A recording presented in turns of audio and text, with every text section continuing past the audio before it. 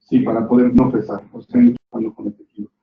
Donde yo no lo recomendaría y nunca lo he usado, yo creo que no lo utilizaría como un Saturno, por ejemplo, para una parte inferior. Se me hace algo ilógico porque no vamos a poder hacer que entre para generar necrosis sobre compresión, solamente por el tipo de hueso que se tiene. Sí, sería lo ideal. O sea, siempre en donde se tiene un poquito más de problema para la estabilidad es donde más se trabaja en el diseño. Y ahorita Cortes lo que está haciendo con estos diseños, tanto Saturno como Magic, es no cargar los implantes cuando es un hueso poco denso. Que el principio básico de Magic es el no fresar, por el fresado mínimo. En el caso de los que tengo yo colocados, solamente una fresa para redireccionar y después todo con mano.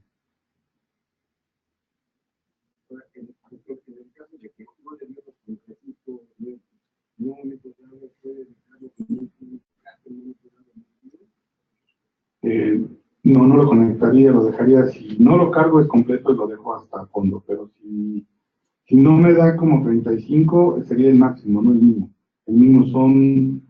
El mínimo serían 25, he puesto implantes cargados hasta el 20, pero quiero ser muy claro, unido a otro implante.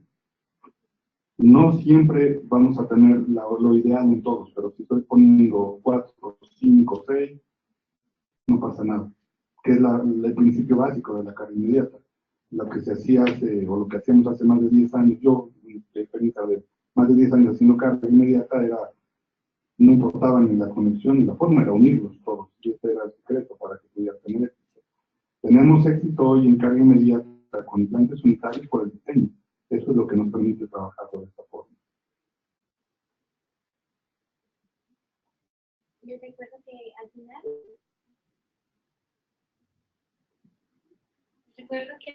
vamos a tener la sesión de preguntas y respuestas para que también vayamos avanzando en los tiempos que tenemos programados. Ahorita ya vamos a agradecer la participación del doctor Arturo Hernández López.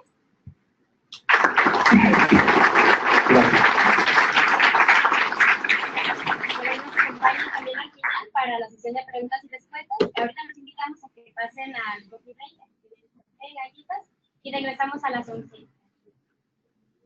Muchas gracias. Gracias, doctores.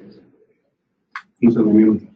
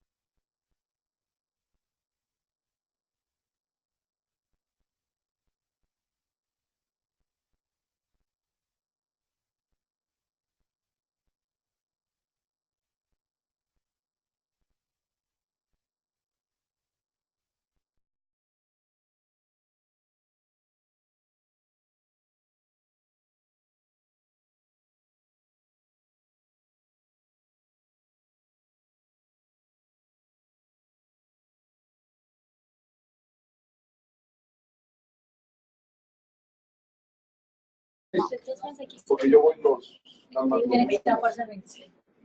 yo de hecho el lunes me voy a pasar.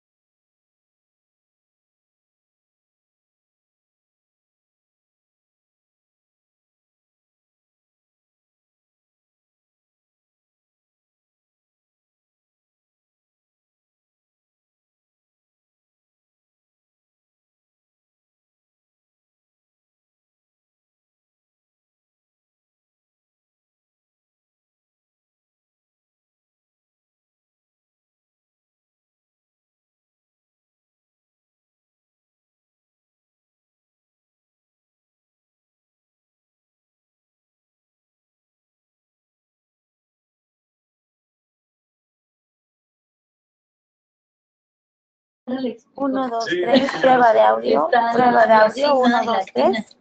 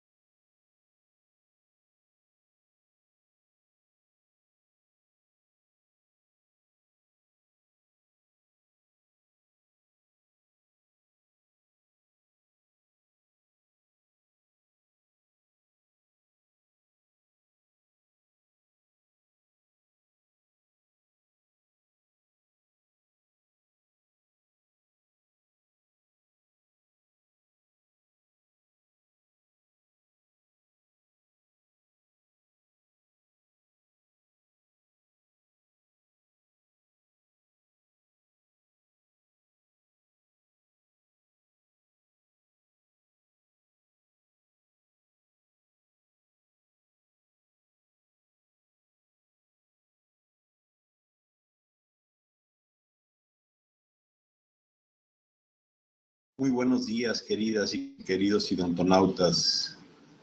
Estamos experimentando algunos problemas técnicos que estamos próximos a resolver. Gracias por su paciencia.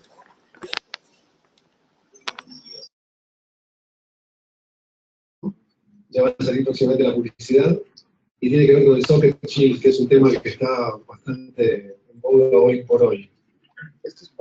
Lo acaban de presentar la semana pasada en Miami, en el simposio de Dental XP. ¿Es el mío este? No puedo contestar.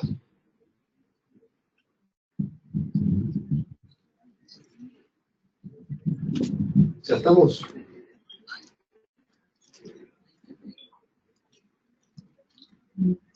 Estamos conectando a Webex.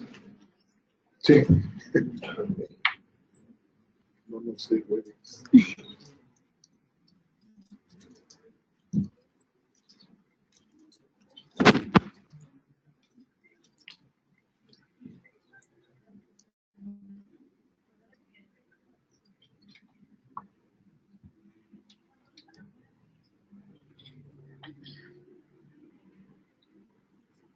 Ahora sí, apareció la primera pantalla ahí. La segunda. Ahí está. Sí, ahí. Finalmente. Bueno, muy bien, hemos sorteado los temas técnicos, ya estamos conectados en WebEx para la referencia en vivo, ya tenemos la presentación del doctor Mario en pantalla. Así que muchísimas gracias, Diana, Arturo.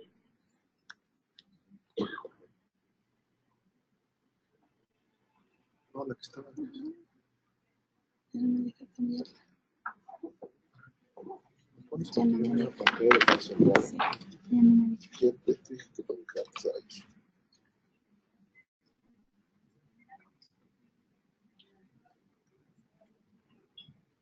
Están las dos, te va a aparecer así, Mario, para más seguro. Lo que tienes aquí, ok. Gracias. Ahora sí.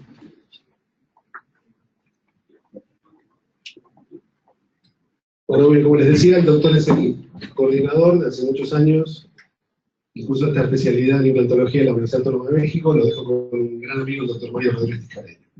Marcelo, gracias. Tú y yo traemos un issue con la presentación. Tenemos en Argentina que pasó exactamente. Se me rompió la computadora 3 minutos antes de la presentación. Tengo que Marcelo.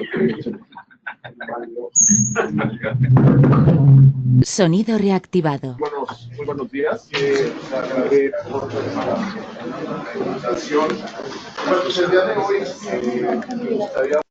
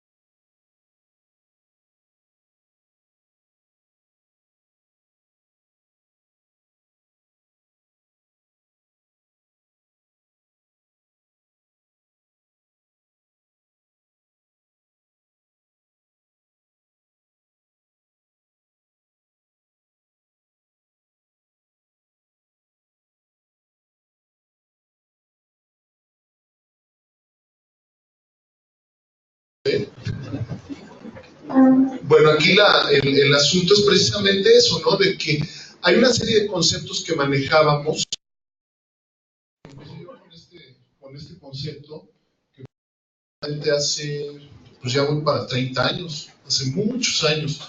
Y básicamente los conceptos que se manejaban en ese entonces eran precisamente el uso de titanio como material biocompatible, las condiciones asépticas, el control racional de la temperatura, el abordaje del caso en fases y sobre todo también el periodo de integración libre de cargas de 3 a 6 meses. De hecho, yo cuento una anécdota, la primera vez que tuve contacto con implantes fue cuando estaba haciendo la residencia y pues le puse a mi paciente sus implantes, o se le pusieron en el periodo de los implantes y se me ocurrió el miércoles citarlo para checarlo, lo mandé a tomar una radiografía y cuando llegué con el doctor Morro a hacer la radiografía casi me apuñalaron, ¿cómo le vas a tomar rayos X? No se van a integrar. O sea, existían una serie de cuestiones y de conceptos que no se tenían muy cimentados precisamente porque no había evidencia. Entonces, me pasa la siguiente, por favor. Entonces, todos estos conceptos evidentemente han cambiado y sobre eso es como nosotros establecemos precisamente todas las reglas de este juego. Ahora, cuando hablamos de porcentajes de éxito, haz la siguiente. Cuando hablamos de porcentajes de éxito, aquí hay que definir muy bien precisamente esto. Cuando nos hablan de criterios, ¿sí? Cuando se manejaron, cuando Albertson hizo sus postulados, mucha gente dice pérdida marginal de 2 milímetros durante el primer año, o de 1 milímetro, perdón, durante el primer año, y a partir del año empezamos a tener una pérdida tolerada de aproximadamente 0.1, ¿sí? Ahora, todo el mundo y la mayoría de las personas y de la gente que maneja eso lo refiere contra este artículo. Entonces, aquí es muy interesante el que nosotros analicemos precisamente cada uno de esos postulados y nos vamos a dar cuenta que es como la ley o como la religión, ¿sí? Nosotros, en la manera en la que lo interpretemos, le vamos a poder dar sentido a estos postulados. Estos postulados son y fueron publicados en el año de 1986 en el HOMI.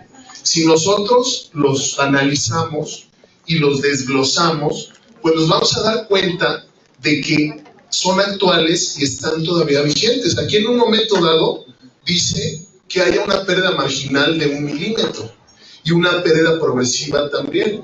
Nosotros estamos manejando también, si en el primer postulado dice biocompatibilidad del material del implante. En ningún momento está diciendo que titanio. Obviamente, los estudios o el descubrimiento de este concepto de terapia fue precisamente por parte de Brannemann utilizando titanio. Acuérdense que estaba el equipo suizo y estaba el equipo sueco y los dos utilizaban titanio. Unos con algún tipo de tratamiento de superficie y el otro con un tratamiento totalmente liso. Naturaleza micro y macroscópica del implante. En el equipo de Albertson se manejaban superficies lisas, pero aquí no está hablando de superficies lisas, está hablando precisamente de macro y micro forma, precisamente tanto de la forma del implante como de la superficie. Condición del sitio receptor en salud, libre de infección, la técnica quirúrgica per se, que en ningún momento dado dice que tiene que ser progresiva. Se hacía progresiva, ¿por qué? Porque se creía que de esa forma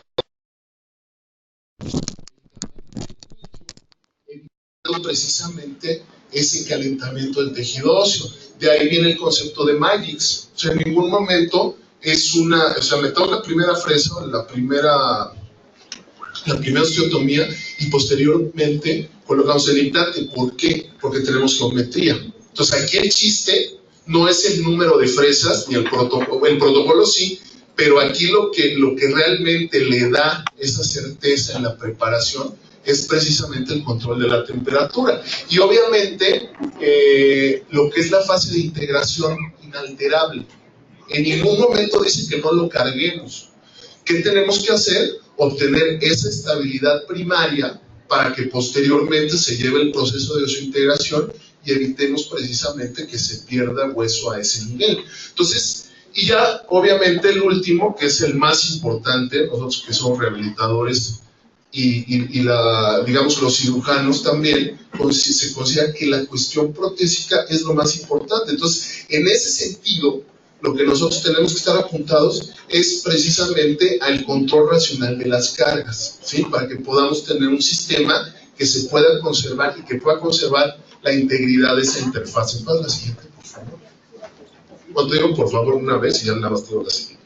Entonces, cuando nos vamos a la literatura, este concepto no es nuevo, el concepto de colocación o de inserción inmediata. Si nos vamos a la literatura, estamos hablando de que el primer reporte, de los primeros reportes, fueron en 1989, ¿sí?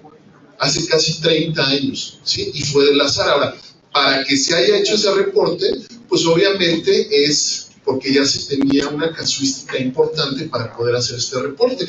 Y si nos vemos y nos vamos a las otras dos referencias, Parel y Rosenquist, estamos hablando de 1990 y 1996. Entonces, no es un concepto nuevo. Lo que pasa es que nos estamos adaptando precisamente a la evidencia que vamos recolectando a lo largo de todo este tiempo. La siguiente. Ahora bien, en el caso de los porcentajes de éxito, pues si hacemos, para la siguiente, a mí me gusta poner mucho esta diapositiva, porque es el libro de Schroeder. Este libro de 1989, de implantología oral, precisamente es una fotografía en la cual el concepto que ellos manejaban era precisamente implantes de una sola fase. Entonces volvemos a lo mismo. No estamos hablando de un concepto nuevo, estamos hablando de un concepto documentado, porque lleva muchísimos años. Ahora, si nos vamos a los porcentajes de éxito, en el 79 Lederman, cuando empezó también con este concepto, tenía 91.2% a 5 años, y así sucesivamente, Schroeder 98.1%, Babush 1986 el 96%, y nos vamos así. Nosotros tenemos un porcentaje similar en el departamento de implantología, aproximadamente del 97% alrededor de la estadística que tenemos actualmente. Entonces, por eso, y en esto, vamos a fundamentar precisamente los parámetros que vamos a implementar cuando estamos haciendo una terapia de esta naturaleza. La siguiente. Entonces, digo, yo me acuerdo cuando empezamos, sí, llegaba un paciente de implantes al consultorio y casi cerrábamos la cuadra, porque venía un paciente de implantes, cerrábamos la tarde, etcétera, etcétera. Actualmente, este concepto es mucho más accesible y es mucho más rutinario. De hecho, el que uno haga una preparación, por ejemplo, para una prótesis fija, pues cada día es menos, y seguramente con el tiempo vamos a hacerlo mucho menos. Ahora, también hay extremos, ¿no? Hay algunos países, sobre todo en el oriente, en los cuales ya casi se les despostilla un diente y me preguntan, lo sacan y colocan un implante. Entonces, aquí también uno como que agarra una visión de tubo y muchas veces empieza a preguntarse de qué forma van a implementar el tratamiento, cómo van a colocar el implante, cómo va a ser la corona, antes de pensar en otras alternativas, que si hacemos un alargamiento, que si hacemos un tratamiento de conducta. Ahora, aquí muchas compañías nos hablan acerca, si tú te vas a la estadística, ¿sí? Evidentemente hay un porcentaje más alto en el tratamiento con implantes que el que nosotros hagamos una endodoncia, un postizo, una corona. Ahora, si nos vamos a analizar la metodología de esos estudios, pues nos damos cuenta casi que los implantes que se les colocaron, esos implantes, casi son puros sanos y son castos, porque están muy controlados esos estudios. En el caso de los estudios que muchas veces se comparan, son estudios que inclusive los tratamientos los hacen estudiantes de licenciatura, o sea, son estudios retrospectivos contra estudios prospectivos. Ya cuando se hace una estadística un poquito más en forma, ya los niveles, cuando existe predictibilidad en un tratamiento sobre dientes, los niveles son muy similares a cuando estamos tratando con implantes. Entonces, aquí también hay que establecer ese contexto para que en un momento dado no estemos comparando peras con manzanas. La siguiente. Entonces, este tratamiento cada día es más común, ¿sí? Viene un paciente con una fractura, se hace una extracción, se hace la colocación del implante, se hace la provisionalización inmediata y sobre eso vamos a tener todas las bondades que nos ofrece este tipo de abordaje. Ahora, aquí lo importante de todo, la siguiente, es saber precisamente qué es lo que está pasando. O sea, el implante se integra, hay muchísima evidencia de que el implante se va a integrar. Ahora, la siguiente, ¿qué es lo que pasa a ese nivel? ¿Sí? A ese nivel de la conexión del tejido del borde libre de la encía, de la cresta ósea, ahí es donde debemos establecer precisamente y apuntar el esfuerzo para conservar esa estabilidad, ¿sí? Hace muchos años a veces hacíamos tratamientos y no entendíamos por qué no salían bien.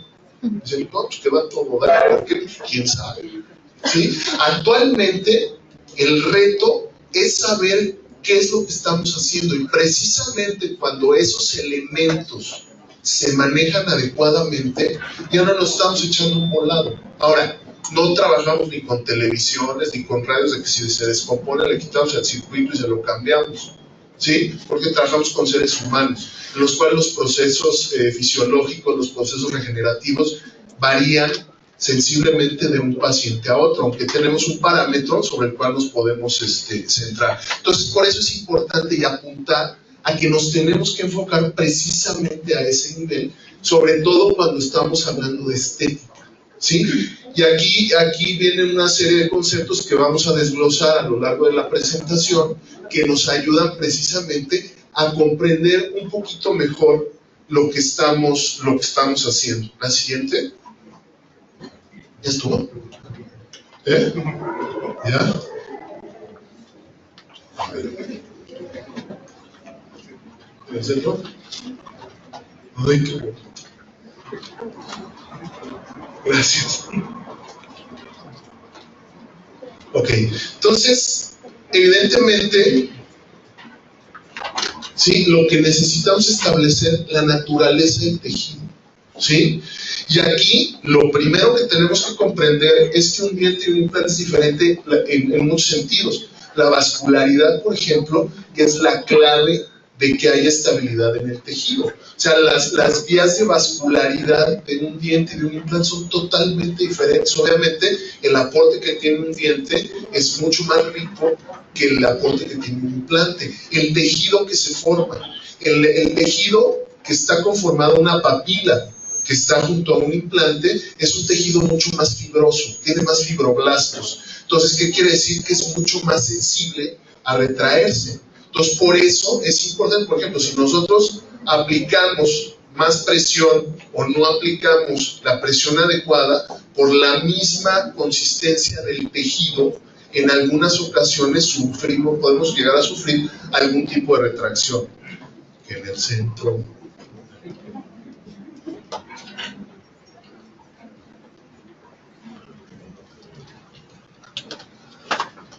Ahora, aquí también es importante, voy a cantar la nave del olvido. Aquí también lo importante es precisamente tener en cuenta que nosotros vamos a crear un microambiente, ¿sí? Nosotros por un lado tenemos el hueso y tenemos el tejido periimplantar, y por otro lado tenemos un tornillo de metal. Entonces, en el momento en el cual nosotros colocamos ese tornillo, nosotros estamos creando un microambiente que tiene precisamente sus reglas. Y esas reglas están dadas por un elemento mecánico. La próxima vez me gritan todos que en el centro. Sí, un elemento mecánico en el cual nosotros tenemos una serie, que se genera una serie de conceptos. Muchos conceptos que a veces son abrumantes, ¿sí? Ahora, aquí lo importante es saber ordenarlos y en ese sentido tener en cuenta la forma en la cual vamos a hacer el tratamiento, teniendo en cuenta el factor etiológico, qué fue lo que causó precisamente la pérdida de ese diente para poder hacer el diseño del tratamiento y en ese sentido ya tener la forma en la cual nosotros vamos a integrar esa restauración sobre ese espacio de dentulo que vamos a conformar. Sí, yo tengo cuates que no tienen mucha idea del diente, o sea, tengo, mi mejor amigo es un ingeniero civil, y pues me ha oído platicar también en algunas reuniones y me dice, a ver, yo no entiendo, si tú no pones el implante a veces y los dientes te los hacen, pues ¿tú qué haces? Cobrar. No, pero es la verdad. Ahora, ¿qué hacemos nosotros como coordinadores, por decirlo de alguna forma, del tratamiento? Lo más complicado, ¿sí? Establecer las condiciones y manejar el espacio de dentulo de tal forma que podamos integrar esa restauración a ese espacio de dentulo. Si no tienen coherencia, pueden tener al mejor técnico del mundo, si nosotros no creamos precisamente esas condiciones, va a ser muy complicado. Entonces, aquí hay una serie de factores que tenemos que manejar y que tenemos que saber dentro de ese manejo del espacio de dentulo. Y ese manejo, en este caso, por ejemplo, cuando hablamos del paciente del implante post-extracción, pues tenemos que considerar muy seriamente el comportamiento que va a tener precisamente ese tejido óseo o esa cresta ósea que es tan valiosa a la hora de hacer el procedimiento de extracción. Entonces, aquí lo más importante es saber que coloquemos o no coloquemos un implante, vamos a tener retracción de tejido óseo. ¿Por qué? Por la misma naturaleza. El tejido óseo tenemos en un alveolo, tenemos un tipo de hueso que es el hueso entrelazado, o en inglés se conoce como bone bone, que es un hueso que está ahí, ¿por qué? Porque tiene inserción de fibras del ligamento periodontal. Entonces, a la hora que yo hago la extracción, ¿qué va a pasar? Pues ya no hay razón de que ese hueso exista. Y cuando estamos hablando en la porción anterior, pues vamos a tener una pérdida un poquito mayor que, por ejemplo, cuando estamos hablando en la parte anterior, perdón, que cuando estamos hablando de la parte posterior. ¿Por qué? Porque tenemos mayor grosor en la parte posterior. Entonces, sabemos que vamos a tener una pérdida de hueso. Entonces, también si le agregamos ciertos factores, pues vamos a tener problemas. Y un caso que puede ser muy sencillo como este, se puede convertir en una pesadilla para un paciente. Por ejemplo, este paciente a los 3 meses presentó esa retracción de tejido gingival. Entonces, aquí, ¿qué hay que hacer? Volver a quitar todo eso y volver a establecer una preparación, hacer el diseño del aditamento, etcétera, etcétera. ¿Por qué? Porque no se tuvo en cuenta precisamente la naturaleza del proceso que se iba a llevar en el momento de hacer la retracción. Ahora, si analizamos el tejido, es un tejido flácido, no es un tejido estable. Entonces, aquí son factores que se van sumando y evidentemente van a tener un impacto directo sobre la estabilidad en el tejido. Entonces, aquí lo importante es precisamente tener esos factores en la mano y saber de qué forma los vamos a manejar y de qué forma los vamos a desglosar para establecer la secuencia que nos lleva a cabo precisamente todo esto. Ahora, la cuestión quirúrgica ya quedó muy clara con el doctor Arturo, y aquí nada más simplemente es establecer precisamente eso, la naturaleza del proceso en sí. Por ejemplo, la literatura actualmente nos dice que, por ejemplo, el curetaje del alvéolo tiene que ser muy discreto, a menos que haya un tejido, por ejemplo, granulomatoso, que se tenga que retirar. En la medida de lo posible, no curetear ese alvéolo. ¿Por qué? Porque estamos eliminando las células viables que tienen un potencial regenerativo para cualquier tipo de material que utilicemos. Entonces, son conceptos que se van acoplando precisamente a la evidencia que va surgiendo todos los días y que es importante tener en cuenta. Entonces aquí, bueno, si tenemos ciertas consideraciones, bueno, vamos a tener tejidos estables, vamos a respetar esos espacios, ¿sí? Para poder conformar el espacio en el cual se va a integrar precisamente esa restauración de una forma coherente y sobre todo predecible. Entonces, son conceptos que se tienen que manejar y que es importante, y como les decía en un principio, ¿sí? Si nosotros tenemos en cuenta precisamente todo eso, dejamos menos cuestiones al azar y vamos a tener resultados mucho más predecibles. Ahora, ¿a qué viene todo esto? El punto fundamental era lo que les decía en un principio. Yo ya sé casi hasta de repente el chiste dice, bueno, si tú vas a la tlapalería y una pija y la pones en el hueso, seguro se va a integrar. Seguramente si ponen un implante mal, seguramente se va a integrar. Acuérdense que implante mal puesto se integra, no sé por qué, pero se integra.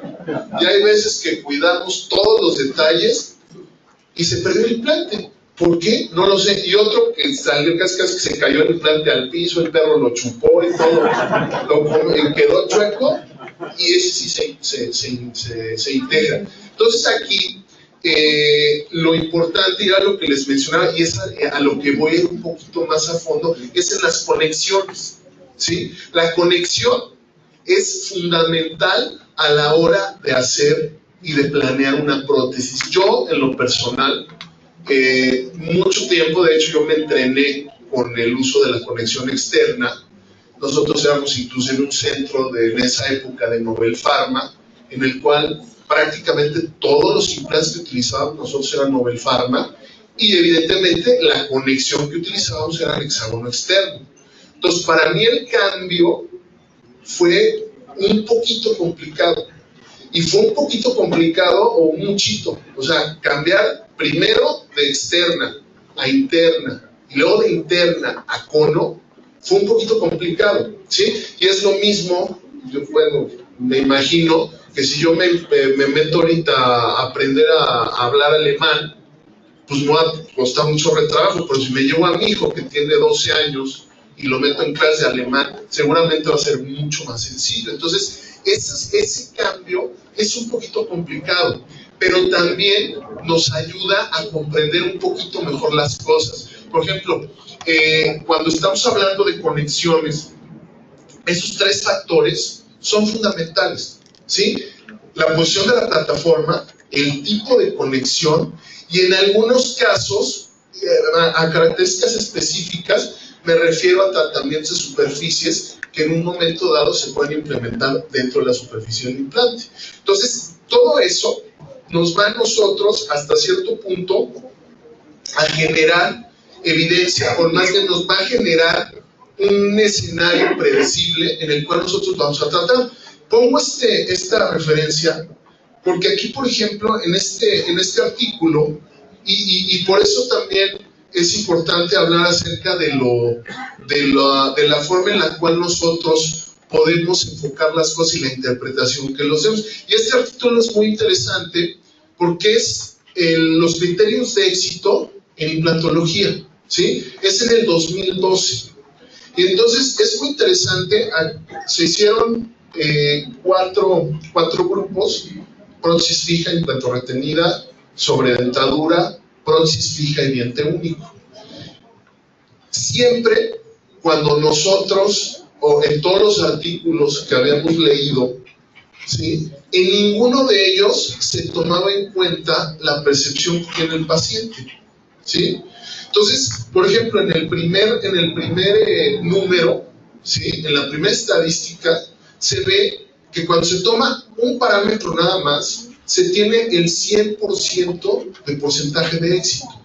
Y a medida que le vamos incorporando, se le van incorporando parámetros para valorar esa rehabilitación, los resultados bajan inclusive hasta en el 68%.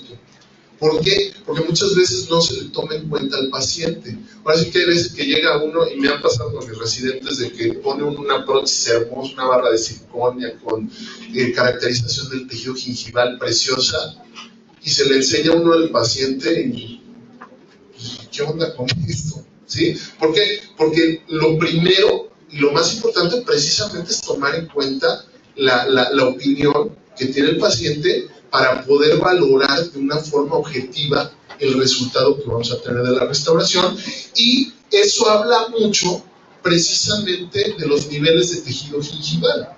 Muchas veces, ¿sí?, están medio milímetro más abajo y esa vieja medio me estaba reamolada y no por medio milímetro. Bueno, para ella es importante, y si no está conforme, entonces el resultado no va a ser al 100% en ese caso en particular. Entonces, por eso es importante tener en cuenta todo eso, y de ahí se desprende precisamente esta fotografía, ¿sí? Si yo a ustedes les pregunto, ¿esto es exitoso? Pues depende de qué. O sea, es exitoso, ¿por qué? Porque están integrados. O sea, los implantes ahí están y le pegan y suenan bien bonitos su sonido sordo, etcétera, etcétera. Pero cuando ya nos vamos a ver la razón por la cual fueron colocados también esos implantes, pues nos damos cuenta que el resultado al 100% no fue. Entonces, ahí es cuando decimos, bueno, ¿es éxito en ese sentido? ¿Sí? ¿O realmente es una situación de supervivencia? Porque aquí en este caso, pues los implantes están integrados. Pero ¿qué va a pasar? Tiene que venir el paciente, seguramente vamos a tener que retirar esos implantes, vamos a tener que conformar el sitio y posteriormente hacer una colocación orientada para poder rehabilitar adecuadamente este caso. Entonces, son muchos factores que se tienen que considerar. Ahora, durante mucho tiempo, sí, se han manejado y en las también tenemos que establecer la forma en que se van a interpretar. Por ejemplo, hay muchos artículos, muchas referencias que son clásicas, ¿sí? Estos son de los artículos más referidos, pero muchas veces, y decíamos, ¿de cuánto de la distancia del punto de contacto a la cresta ósea? No, pues que 5 milímetros. Vete al artículo de Tarde y nos damos cuenta pues, que él habla de dientes. Y si estamos hablando de una naturaleza vascular diferente entre un diente o un implante, no puede ser lo mismo.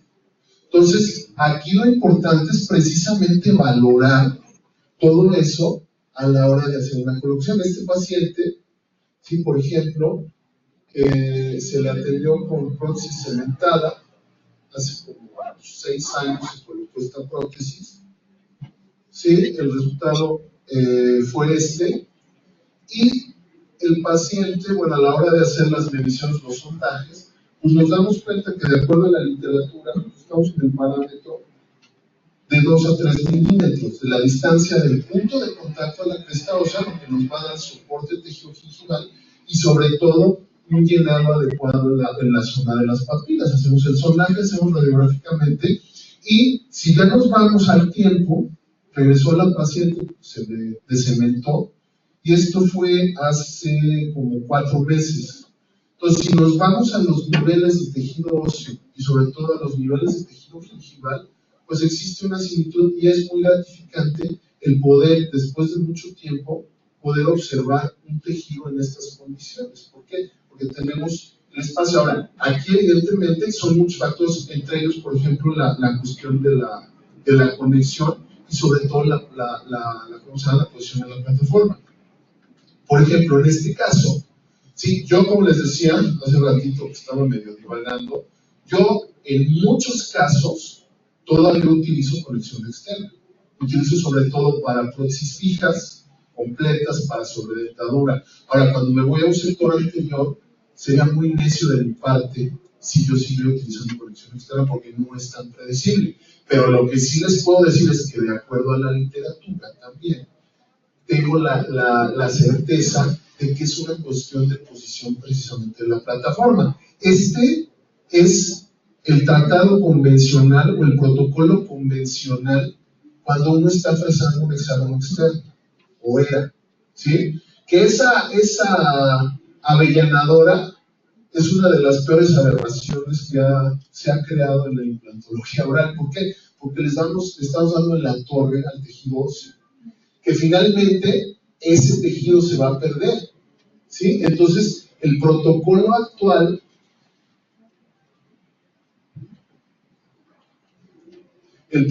hasta se enojó el cambiador.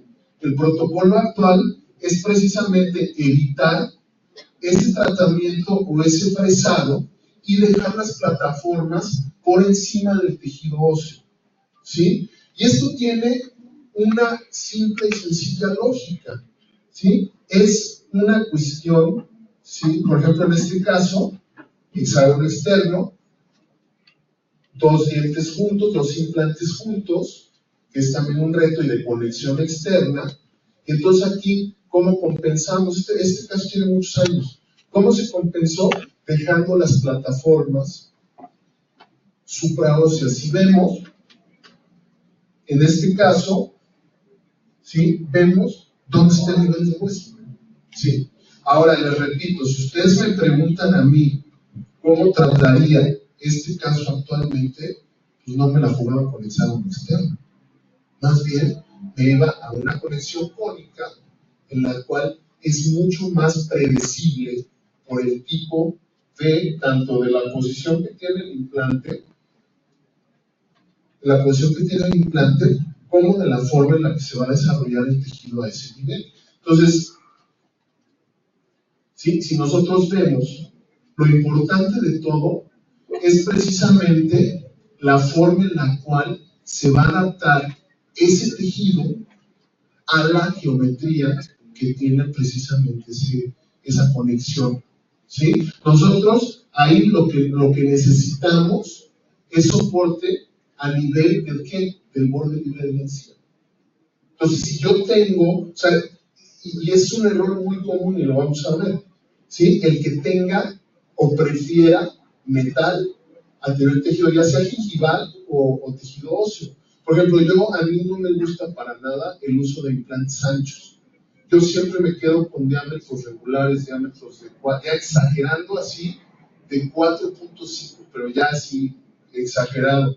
Casi nunca, digo, entiendo y también sé que en algunos casos están muy indicados los implantes de diámetro ancho, pero como les digo, muchas veces uno se va con la finta de que entre más ancho el implante, más soporte voy a tener, y en muchas ocasiones ese grosor y ese sacrificio de tejido, ya sea óseo y gingival, pues va a hacer que no tengamos tanta predictibilidad. Entonces, lo que a mí me importa es precisamente el tejido a nivel del cuello. Ahora, aquí, para hacer una restauración predecible, tengo que trabajar con un provisional para darle estabilidad al tejido y sobre todo el diseño que voy a tener, ya sea la corona o ya sea el aditamento en combinación con la corona. Ahora, ahí definitivamente lo que hay de tomar en cuenta ya cuando estamos haciendo el diseño de la restauración después de hacer la conformación del tejido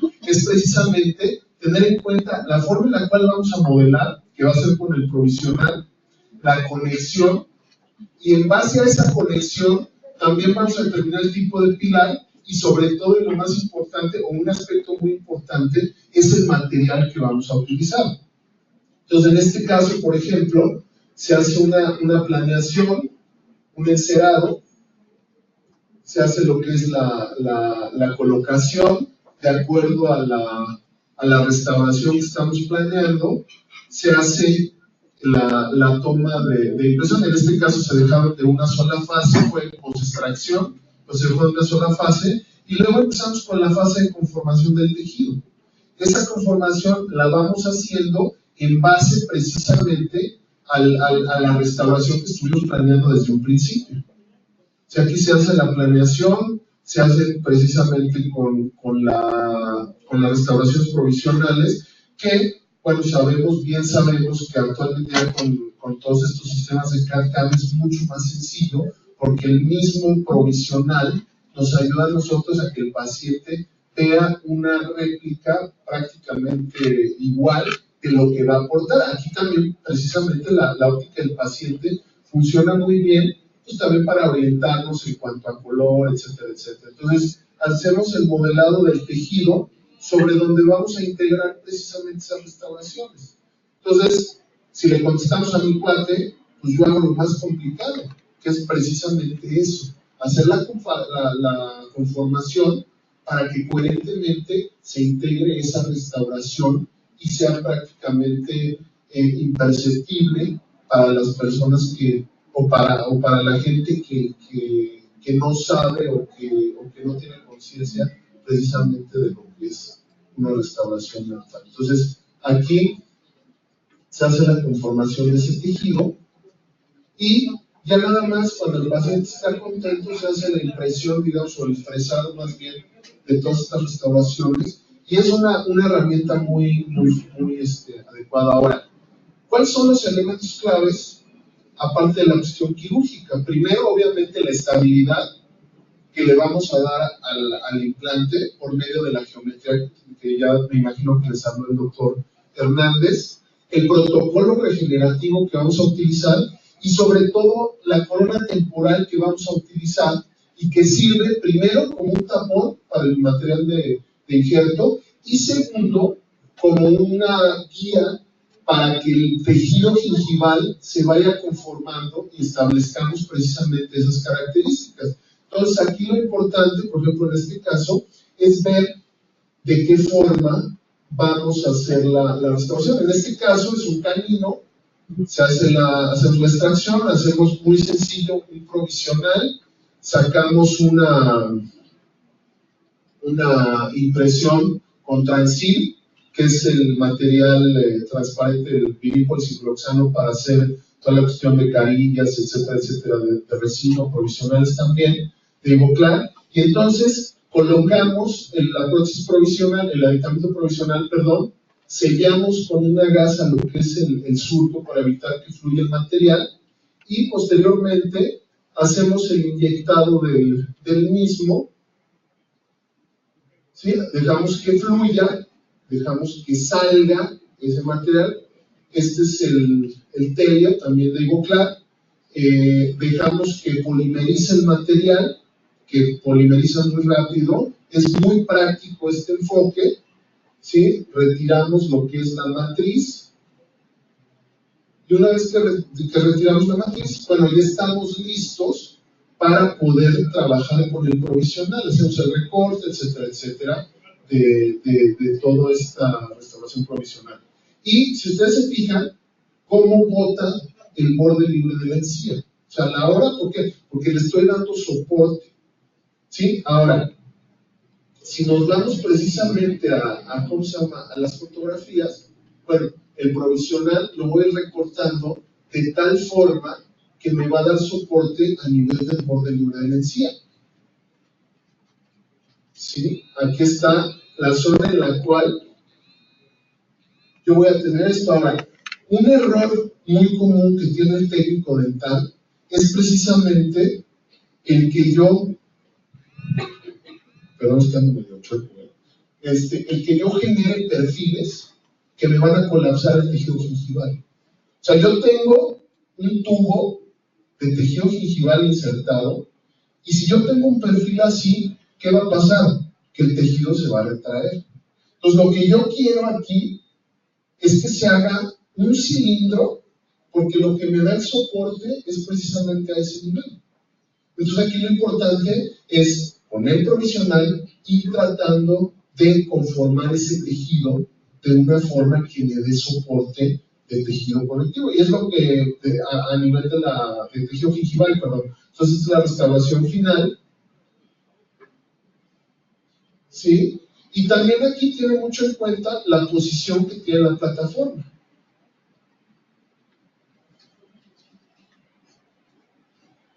¿Sí? Ahora, en cuestiones del pilar, bueno, el pilar es la parte fundamental de una restauración de estas características. ¿Por qué? Porque sobre eso yo voy a trabajar.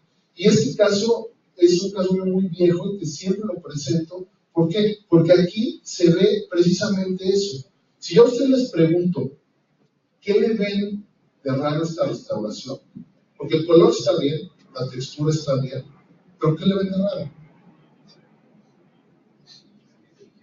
A nivel del tejido gingival. Ahí está la zona que nos está haciendo el cortocircuito en la restauración.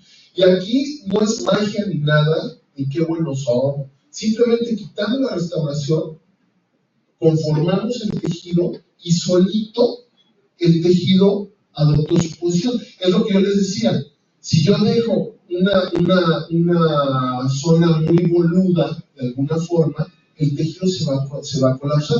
Ahora, ¿qué diferencia fue precisamente la restauración? Digo, en el aditamento. ¿Sí? Aquí lo importante de todo es precisamente todo este tipo de cuestiones. Ahora, existen factores mecánicos o factores biológicos. Ahora, lo importante, por ejemplo, si yo les pregunto a ustedes cuánto tiene que haber entre implante e implante, seguramente me van a decir que 3 milímetros. ¿Y por qué 3 milímetros? ¿Por qué no pueden ser 2 o por qué no puede ser 1? O sea, hay estudios que evidentemente apuntan a que la bronca de la distancia es una cuestión de conexiones, ¿sí? Hay estudios en animales en los cuales dejan espacios de 0.5 milímetros y hay altura del tejido marginal óseo. ¿Por qué? Pues precisamente porque hay una conexión sellada que evita esa pérdida marginal. Ahora, si yo les pregunto cuál es el espacio, pues un espacio entre un implante y un implante y un diente, puede ser de 1,5 milímetros a 2. Ahora, ¿por qué? Simplemente por una cuestión de espacio, ¿sí? Si yo tengo menos de 1.5, necesito un espacio para meter un aditamento, una corona, ¿sí? Y todavía la papila, pues no cabe. Entonces, por eso son más que nada los espacios, por una cuestión de volumen, no por una cuestión de que la vascularidad, etcétera, etcétera. Y aquí hay que ser muy puntuales. Existe ¿cómo se llama? También la cita bibliográfica del doctor Tarno, que en su tiempo fue muy valiosa, en la cual nos hablaba de que eran distancias de 3 milímetros. Ahora, ¿qué determinaban esas distancias?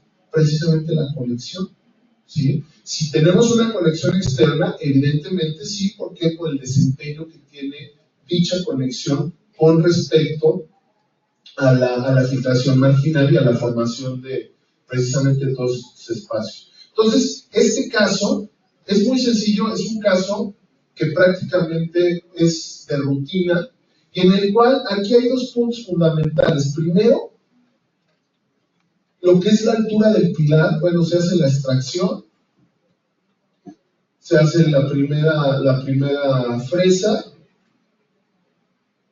¿sí? Y aquí hay 2 puntos fundamentales, ¿sí? La profundidad a la que yo dejo la plataforma del implante, por un lado, y el tipo de conexión que yo voy a utilizar, ¿sí? Que finalmente le va a dar estabilidad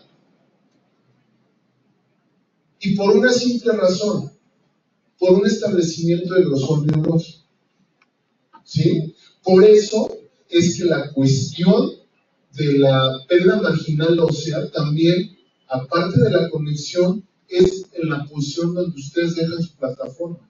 A medida que se vayan más hacia apical con una conexión externa, van a perder hueso.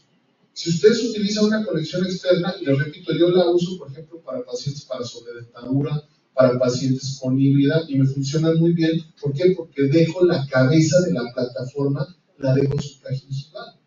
Supraósea, perdón. Obviamente aquí hay que seguir una serie de requisitos, como son, por ejemplo, el grosor del tejido gingival. Si tengo menos de 2 milímetros y dejo la plataforma supraósea, pues voy a tener despliegue de metal y el paciente obviamente no va a quedar muy contento. Entonces aquí lo que es importante son 2 cosas: la profundidad a la cual yo coloco ese aditamento y el tipo de conexión.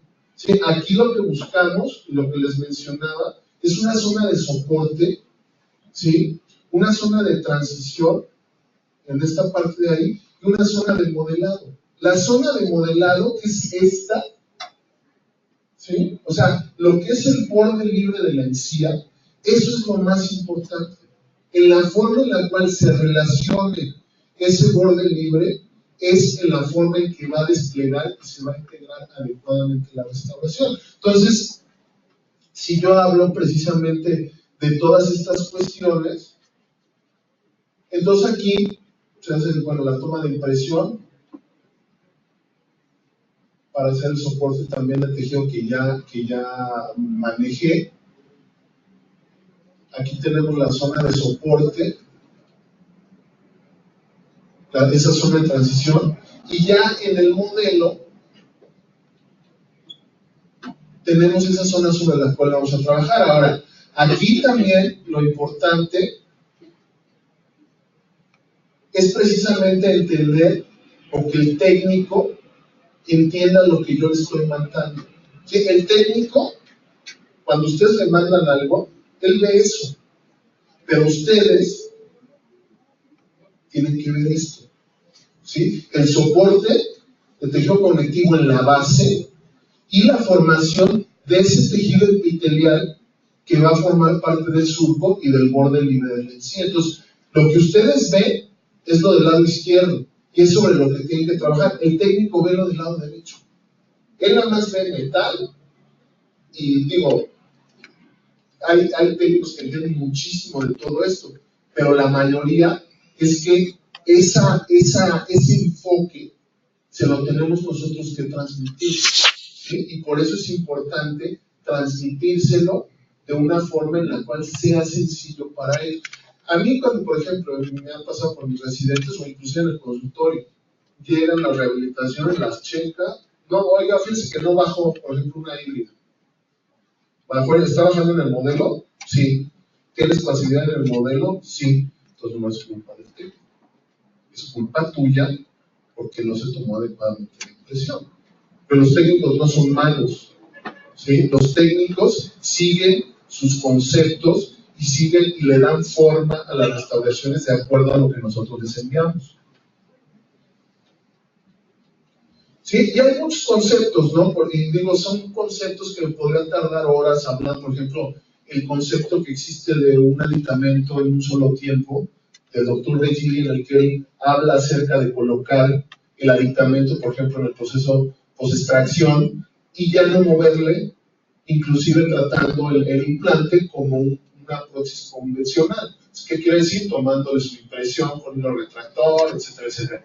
Yo en lo personal no me gusta ese concepto porque creo que se pierde una de las grandes ventajas que tenemos al utilizar implantes, que es el que el técnico precisamente selle la restauración precisamente en el aditamento que va a utilizar el paciente. Entonces, yo creo que con este concepto se pierde de alguna forma esa gran ventaja. Se hace el cementado de la restauración y aquí, dependiendo del tipo de conexión, nosotros decidimos hacia dónde queremos el grosor biológico, si lo queremos hacia arriba con un cono o lo queremos hacia abajo. Y aquí, hablando de grosores, precisamente es lo que nos establece un cono. ¿Sí? Aquí está la restauración final. ¿Sí? ¿Y qué vemos? Dos cosas.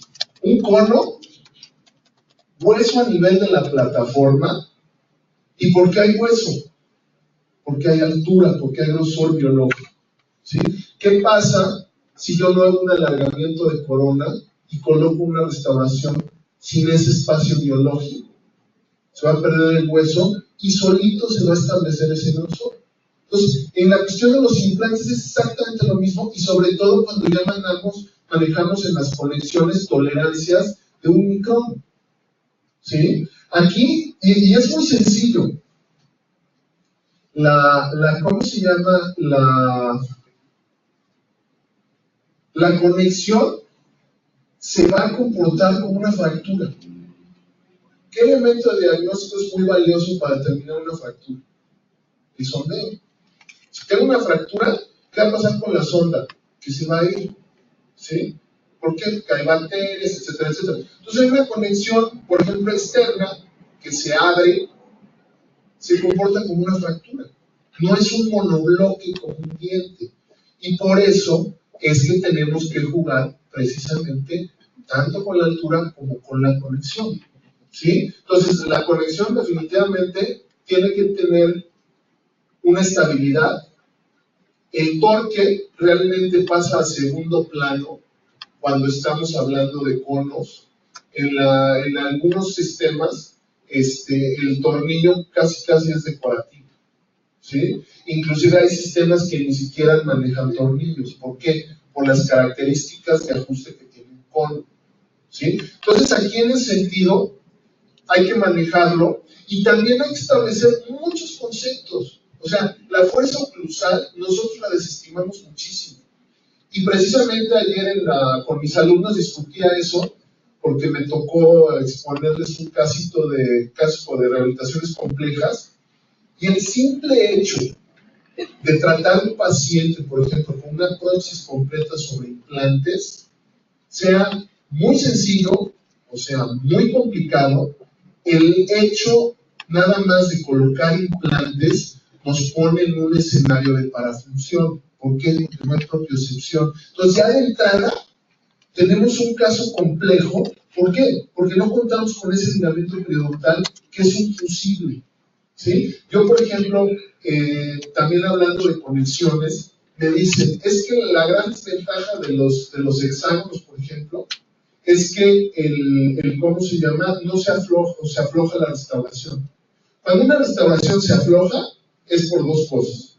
O porque está sobrecargada, o porque no asienta bien la plataforma. Entonces, para mí, eso es como un fusible.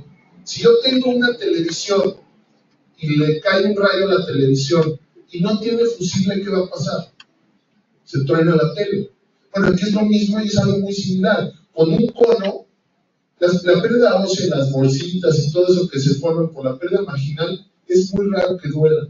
Ya cuando duele, es porque ya casi el implante hay que sacarlo. Y eso pasa mucho con las conexiones, por eso hay que ser muy cuidadosos en ese sentido. En el caso de los hexágonos, el fusible, digamos, es la cabeza, porque toda la carga la soporta la cabeza. Entonces, si está sobrecargado, o se afloja, o se va a estar soltando a cada rato. Entonces, yo más que una ventaja, una desventaja, yo eso lo veo como una ventaja. Ahora, hablando todo esto, nos damos cuenta, por ejemplo, de la cuestión de las deformaciones. Aquí hacemos un comparativo en cuanto a la fuerza oclusal que existe en cada una de las regiones de la boca, los anteriores, en los premolares, en los caninos o en los molares, y la deformación plástica que va sufriendo ya sea un hexágono externo o un cono. Y si se dan cuenta, estamos muy por arriba con ese tipo de conexiones que lo que pueda llegar a generar un paciente, inclusive con implantes. Entonces, aquí es bien importante apretar el botón para que corra.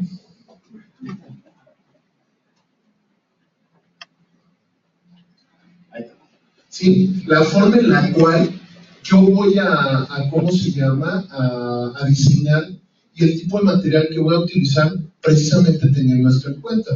Entonces son varios aspectos que hay que considerar. Por ejemplo, les digo, voy un poquito más rápido porque son conceptos que cada concepto nos podemos pasar toda la mañana a discutir. Por ejemplo, el biofilm. Y sobre todo los periodoncistas consideran el biofilm como algo muy nocivo. Digo, si se controla, es inclusive ventajoso el uso de biofilm. ¿Por qué? Porque el biofilm se deforma, sobre todo los biofilms con estreptococos, ¿cómo se llama? El grado de deformación los hace actuar inclusive como un aditivo.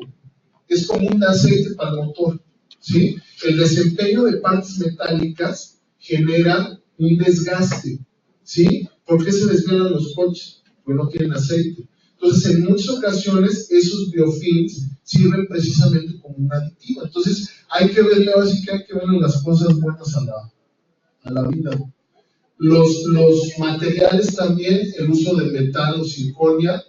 Bueno, toda la gente se queja de la circonia que porque se delamina, que porque se rompe. Volvemos a lo mismo. La bronca que tenemos con la circonia es que ya viendo más evidencia, ¿sí? Porque cuando salió la circonia, todo el mundo queremos utilizar circonia.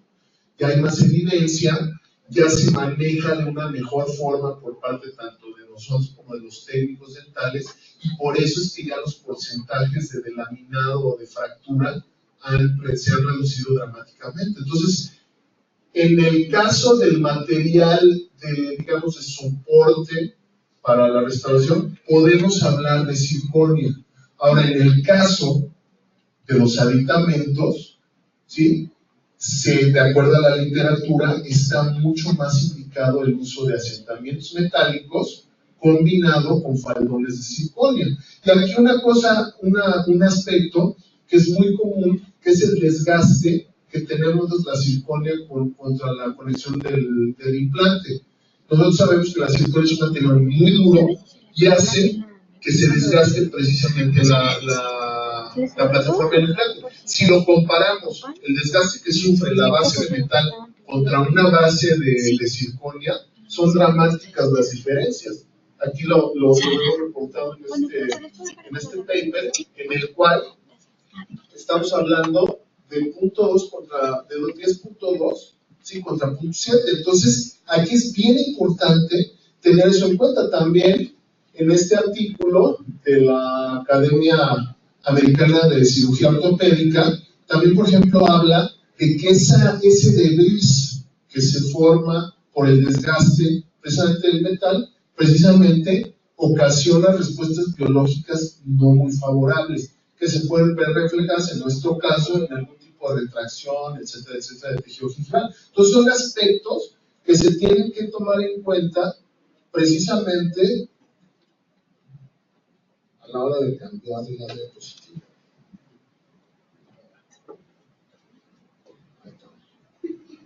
Y este caso es un caso de un paciente que tiene la ausencia de los dientes posteriores, y precisamente aquí el desempeño de la conexión es muy importante. Sí, entonces se hace la planeación, porque también hay una serie de factores que tenemos que considerar, por ejemplo, la angulación de los dientes anteriores.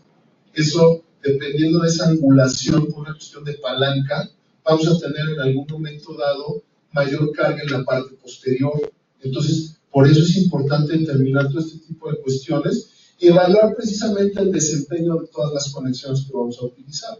Entonces, en este caso, ¿sí? Se utilizaron conexiones cónicas. Y aquí, ¿qué vemos? Si ustedes se fijan, donde tenemos una mayor altura de pilar, vamos a tener menor pérdida de tejido óseo. Entre más corto es ese pilar, vamos a tener más pérdida de hueso. ¿Por qué? Por el grosor biológico. ¿Sí? Ahora sí que le estamos ahorrando la chamba al tejido óseo. Nosotros estamos estableciendo ese espacio que nos va a dar estabilidad y que se va a ver reflejada en la estabilidad que tiene el tejido. Sí, aquí está la restauración final. Y en este último caso es el uso de lo que es un agotamiento híbrido. ¿Sí? Lo que les mencionaba, base metálica, cementamos el faldón. Aquí el señor Paulino Jiménez, que es mi técnico y futuro esposo, le voy a poner caso. ¿Sí? Nos enseña precisamente el manejo que se le puede dar a todo este tipo de medicamentos. Entonces yo concluyo con lo que empecé. En el momento en el que nosotros insertamos un tornillo sobre el hueso, sobre el tejido gingival, tenemos o estamos creando un microambiente y nosotros tenemos que tener el control de todos esos actores que intervienen en ese microambiente para poderle dar estabilidad. ¿Sí? Yo con esto me despido. Les voy a pasar un pequeño video de que me tomé ¿cómo se llama? El atrevimiento, la libertad de bajarlo de YouTube. Es un video muy bonito acerca de lo que es la Universidad Nacional y de lo que representa tanto para México como para todo el mundo. Entonces los dejo con este video.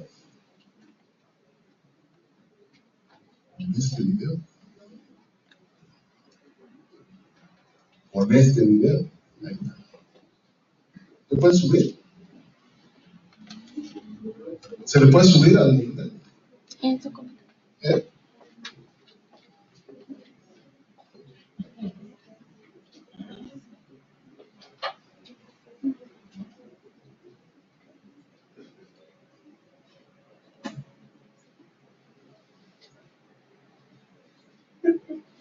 No suena.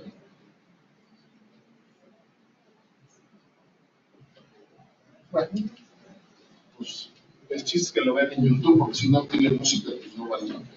Entonces, yo les agradezco mucho. Ahí les dejo mi correo. Ese es el ¿cómo se llama? La página de la Facultad de Odontología.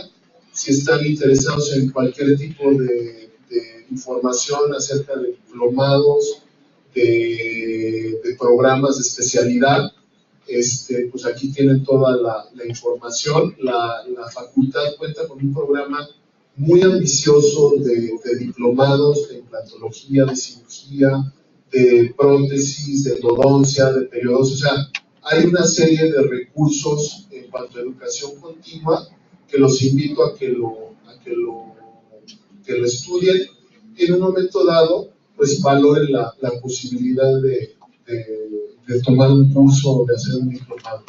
Yo les agradezco mucho y no sé si tengan alguna pregunta.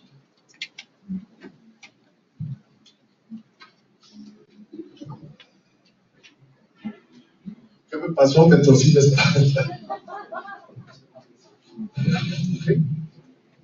Muchas gracias, Mario. Le damos un fuerte reconocimiento.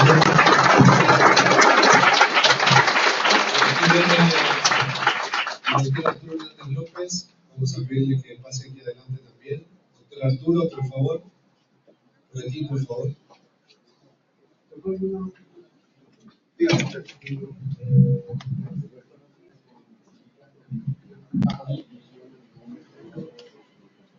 Bien, bastante bien. Aquí lo importante es que está más indicado en la parte anterior. Y aquí digamos que el requisito, lo importante es precisamente el grosor que se le dé al material. ¿Sí? Primero, por la translucidez que tiene, y segundo, también para desarrollar el potencial mecánico del mismo. Por ejemplo, en el caso de las zirconias, por ejemplo, ¿por qué no son muy indicados los aditamentos de zirconia? Porque la zirconia desarrolla su fuerza a partir de un grosor mínimo, que es de 0.8 milímetros. Entonces, si yo le meto menos grosor a esa pared, inclusive se puede llegar a fracturar. ¿Sí? Entonces, por eso es importante que tengamos eso en cuenta. Entonces, está muy indicado, pero de manera o en la medida que podamos maquillar el uso de algún tipo de aditamento. En este caso se puede combinar, por ejemplo, el uso de zirconia, de los aditamentos esos híbridos que presenté al final, con la implementación o la confección de una restauración de visilicación limpia.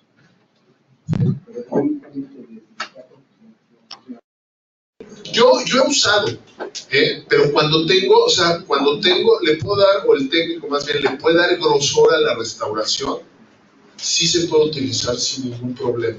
Pero aquí el chiste es tener ese grosor, porque si no se transluce lo que es el poste metálico en este caso. Muchas gracias. ¿Alguna otra pregunta para los doctores? La experiencia que tienes al usar aditamentos de PIC o tú Pues mira, yo realmente los de PIC los utilizo más que nada como provisionales. ¿Y cuánto tiempo se han quedado? Aproximadamente hasta un año. ¿Y les ha pasado algo? Pues la verdad, no he tenido ni se aflojan, obviamente se deforman un poquito, pero no he tenido ningún problema.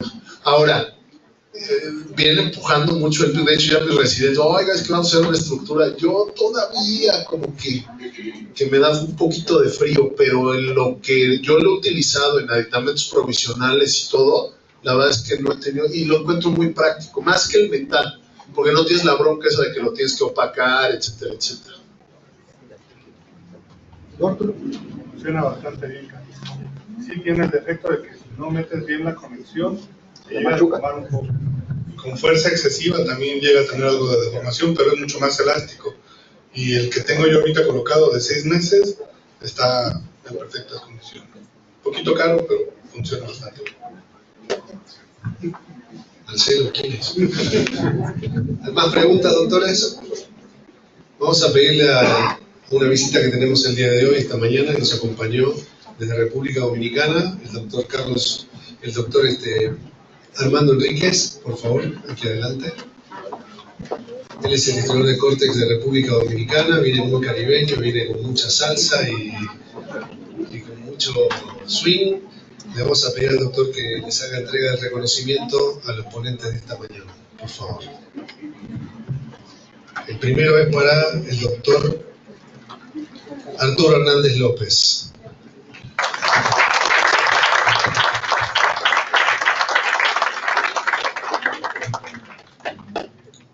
Y el segundo reconocimiento para el doctor Mario Rodríguez Tiscareño.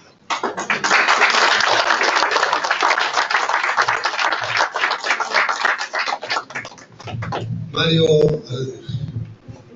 Arturo, muchísimas gracias. Muchísimas gracias a ustedes. Hasta la próxima. Ya saben que en unos días más vamos a tener editados estos videos para que los puedan seguir. Y síganos en Facebook, en Córtex México, porque hay muchísimas cosas que están por delante. Muchas gracias, tengan una bonita tarde y hasta cualquier momento.